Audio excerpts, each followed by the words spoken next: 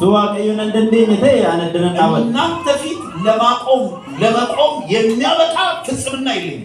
አኔ እስንዱራ ከነዳበቺሱ ወንታ ሙዳይን ቀምነን እግዚአብሔር በምህረቱ ነው ያቆመው። ዋቀዩ ያነሳቲና ምህረቱና ይቅርታው ባይኖር እኔ እዚህ መቆም አይደለም እናንተ እዚህ መቀመጣችሁ አራራ ዲፈምንሳቱን ጅራን እስን ይወደነታው እንደንደሰን ይሄንን ጉዳይ ኢመከና ጳውሎስ ሲገልጠው የባልና ሚስትን ጉዳይ በክርስቶስና በቤተ ክርስቲያን ጉዳይ ደግሞ ገለጠው።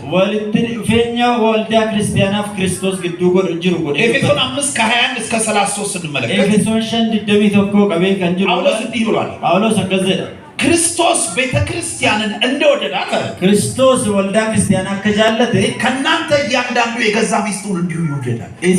እስንሲሞኩ መከናለ መናኬ ሰንጃለዳ ቤተ ክርስቲያንን ለክርስቶስ እንደምትገዛ ወልዳን ክርስቲያናስ ክርስቶስ ይፈኩመ ቢተምቱ ከናንተ እያንዳንዱ ለገዛ ባሏ እንዲሁ ትገዛለች። እስንኬሳ እስንሲሞኩ መከና ክርስቶስ ይፈቢተማ ጀ የሚገርማችሁ ጳውሎስ የገለጠበት መንገድ ደግሞ በጣም ክርስቶስ ከገለጠበት መንገድ ስንደነቅ የባሰ ደግሞ በዚህ እንደነቃ ሐለ ጳውሎስ እመከነትብሱ ይላል ለሞ ባዬ ነመድንቅሲስ ማን ነው ክርስቶስ? እኙ ክርስቶስ ማናት ቤተ ክርስቲያን? እኙ ወልዳን ክርስቲያን። ስለዚህ የባል ምሳሌ ሆኖ ክርስቶስን አቀረበ።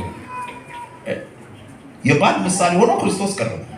ፈከኛ አባ መናተይቱ ክርስቶስ ዲያተ ክርስቶስ ቤተ ክርስቲያንን እንደወደዳት ክርስቶስ ወልዳ ክርስቲያና አኩመ ጃለት እኔ ጳውሎስ እግዚአብሔር ብሎ ተናገረ እንጂ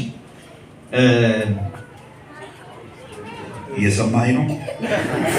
ያለበለዚያ ይቀርልኝ መሪዎች ይቀርልኝ። በጣም ፋስት ነው ደግሞ የትርጉም አገልግሎት በደንብ ለምጃለሁ። ይሄ ለቀምቴ፣ ደምቢዶሎ፣ አሼ ያልሄድኩበት ሀገር የለም። እንደው እውነት ለዚህ ነው እንደው እኔ ለመሞላት የፈለኩት ቋንቋው። ሐሳብህ ወደ ሌላ ሄዶ ነው። ባለቤት አለች እዚህ ናፍቃው ሊሆን ይችላል። አንዴ እስቲ አይ ናፍቆትን ባህሪውን አውቃለሁ ነው።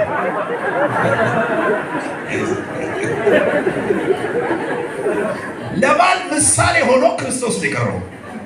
ክርስቶስ አከባ መናት ፈከኛ ያቴ ለክርስቲያና ጳውሎስ እግዚአብሔር ብሎ ተናገረ እንጂ ጳውሎስ ዋቀዩ ጀዲዱበት የመለ በግሉ ይሆን ይሄን የተናገረው እንፋሳት ይስዱበት እኔ ባሎችን ወክዬ